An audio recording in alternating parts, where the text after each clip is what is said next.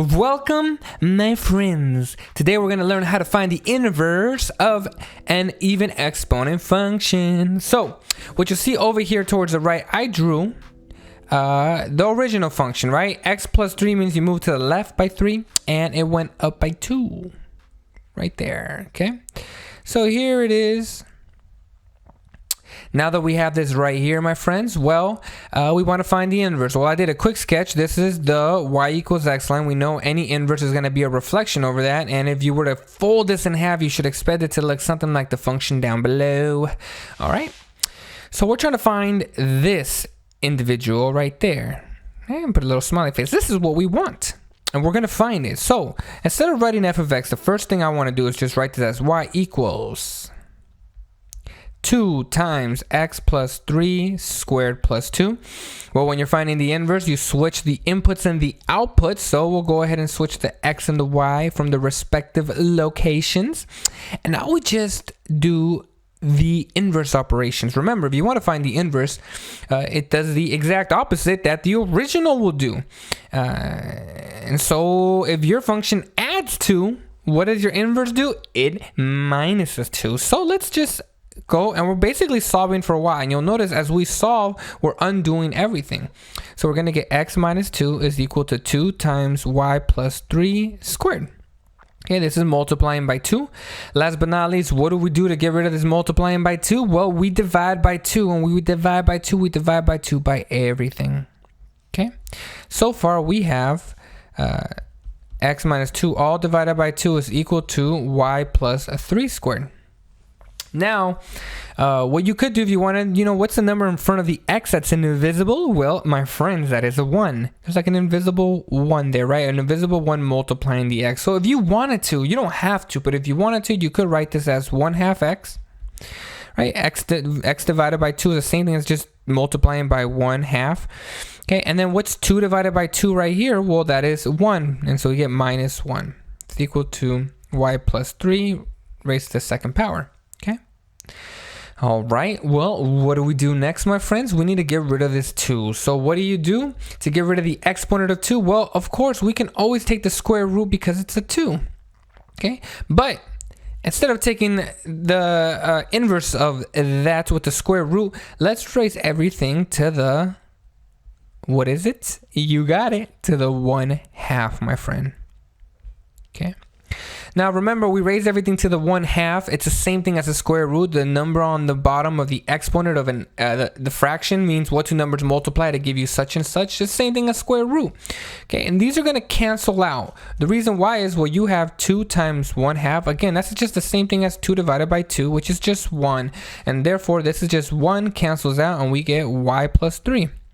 Okay, now we have to be careful because when we take the square root or when we raise anything to the 1/2 of an even exponent, you need to put our plus or minus because we're going to get the plus right here and we're going to get the minus, right? We're going to get two sides. We basically the two portions of the parabola, my friends.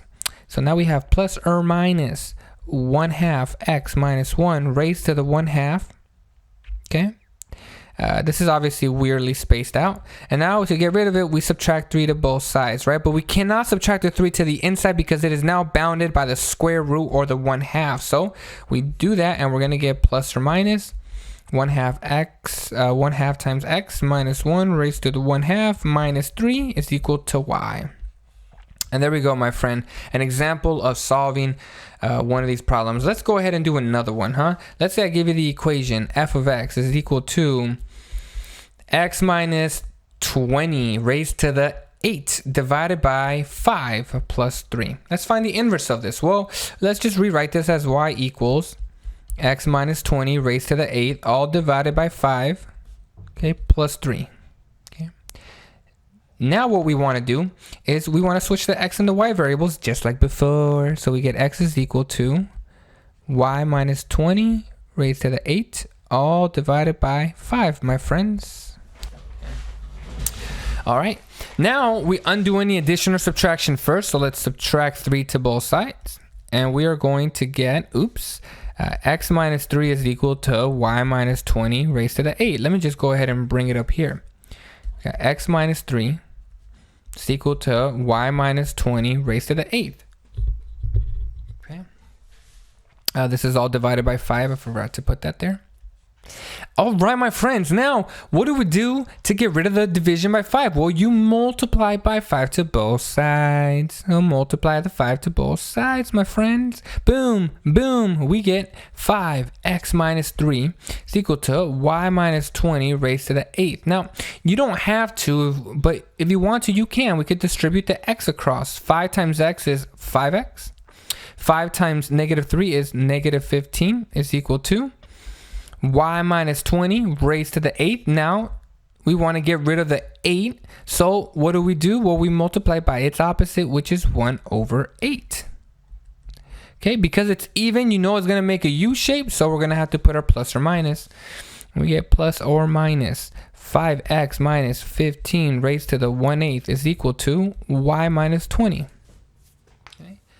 The last thing to do is just get rid of the minus 20 by adding 20 to both sides, my friends. My friends.